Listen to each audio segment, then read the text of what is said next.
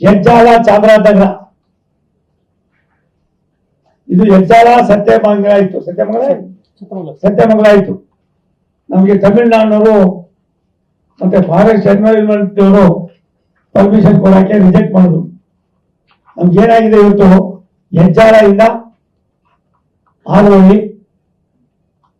ಆರೋಹಳ್ಳಿಯಿಂದ Ganapura, ಗಣಪುರದಿಂದ Sathnur, ಸಾತ್ನೂರಿಂದ Halagur, ಹಲಗೂರಿಂದ Malavalli, ಮಳವಳ್ಳಿಯಿಂದ Kollegal, ಕೊಳ್ಳೇಗಾಲದಿಂದ Yelandur, ಯಳಂದೂರಿಂದ Santemarahalli, Chamarajanagar 142 kilometre ದೂರವನ್ನ ನಾವು ಕೈಗೆತ್ಕೊಳ್ಳೋದಕ್ಕೆ, survey ಮಾಡೋದಕ್ಕೆ ಈಗಾಗಲೇ ಮಾಡಿದ್ದು. 2000 ಸುಮಾರು ಸಾರಿ ಹೇಳಿ ಹೇಳಿ ಹೇಳಿ ಬಿಟ್ಟಿತ್ತು. ನಂದು ಇದ್ರೊಳಗೆ ಸ್ವಲ್ಪ ಸಾಗ್ತಾ ಇದೆ. ನಾನು ಕನಕಪುರ ತಾಲೂಕಿನಲ್ಲಿ ಹುಟ್ಟಿ ಬೆಳೆದಿರೋದ್ರಿಂದ ಸನ್ಮಾನ್ಯ ಕುಮಾರಸ್ವಾಮಿ ಅವರು,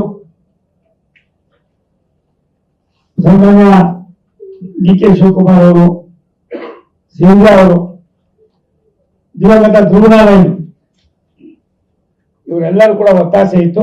ಅದಕ್ಕೆ ನಾವು ಚಾಲನೆ ಕೊಡ್ತಾ ಇದ್ದೀವಿ.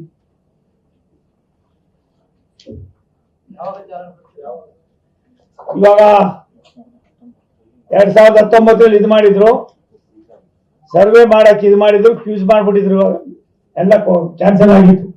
ಅದನ್ನ ಇವಾಗ ಸರ್ವೆ ಮಾಡಿಸಿ DPR ಮಾಡಿಸಿ ಇದಕ್ಕೇನೇನ್ ಬೇಕೋ ಲ್ಯಾಂಡ್ ಅನ್ನ ರಾಜ್ಯ ಸರ್ಕಾರ ಕೊಡಬೇಕು, ಬಾಕಿ ಯೋಜನೆಯನ್ನ ನಾವೇ ಮಾಡೋದಕ್ಕೆ. ಒಂದ್ ನಿಮಿಷ ತಾಳಿಲಿ, ಇಲ್ಲಿ ನಾನು ಯಾವ ಸರ್ಕಾರ ಆಯ್ತು ಅಂತ ಚರ್ಚೆ ಮಾಡ್ತಾ ಇರ್ಬೇಕು. ಅಲ್ಲ, 2019 ಇದು 1999, 96, 97, 96 ಧ್ರುವನಾರಾಯಣ್ ಅವರು ಇದ್ದಂತ ಸಂದರ್ಭದಲ್ಲಿ ಖರ್ಗೆ ಸಾಹೇಬರು ಮತ್ತೆ ಕುಮಾರಸ್ವಾಮಿ ಅವರು ಕೇಂದ್ರದ ರಾಜ್ಯದಲ್ಲಿ ಮುಖ್ಯಮಂತ್ರಿಗಳಾಗಿದ್ರು. ಅವಾಗೇ ಪ್ರಪೋಸಲ್ ಆಗಿದ್ದು, ಅದಾದ್ಮೇಲೆ ಅದು ಅಷ್ಟಕ್ಕೆ ನಿಂತಿತ್ತು. ನಾನು ಯಾರ ಮೇಲೆ ಅಲಿಗೇಷನ್ ಮಾಡ್ತಾ ಇಲ್ಲ. ನಮಗೊಂದು ಅವಕಾಶ ಸಿಕ್ಕಿದೆ, ಮಾಡ್ತೀವಿ.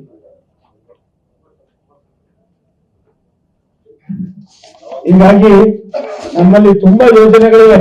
ಎಲ್ಲ ಒಂದೇ ಸಾರಿ ಆದ್ರೆ ನೀವು 2 ನಿಮಿಷನೂ ಹೇಳಲ್ರಿ. ಯಾವ್ದಮ್ಮ ROP ಈ ನಿಮಿಷದಿದ್ದಾನೆ.